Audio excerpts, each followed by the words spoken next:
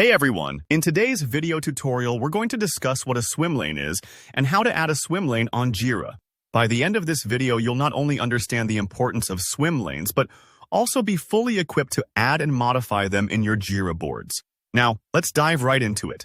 Swim lanes in Jira are powerful visual markers that help manage and track work more efficiently. But the real power of them shines when you're dealing with company-managed projects. If you happen to be a board administrator for such projects, this is where things start to get really interesting.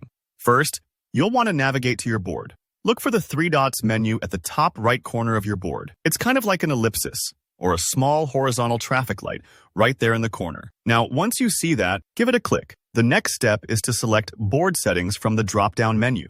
Now, the reason we want to do this is because we're setting the roadmap for how our swim lanes will be mapped out. It's kind of like choosing the correct signpost on a highway. In the sidebar, look for swim lanes. So why do we click on this? Well, it's to customize how issues are grouped and visualized on a board, offering a streamlined overview of work in progress.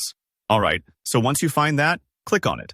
Here is where the fun begins. You'll notice an option called Base Swim Lanes On. This presents you with a drop-down menu where you get to pick your desired method. You could base them on queries, stories, assignees, epics, etc. It's like picking the best organizing tool for your personal workspace.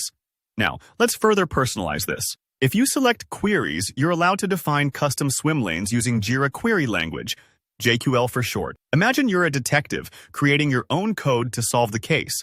That is what you're doing with JQL. Once satisfied, click on Add New Swim Lane. Here, you'll enter a name and the details of the JQL query you want to use. Think of it like naming and defining your own superhero, where your JQL query is the superpower. So, for instance, priority blocker could be a specific JQL command.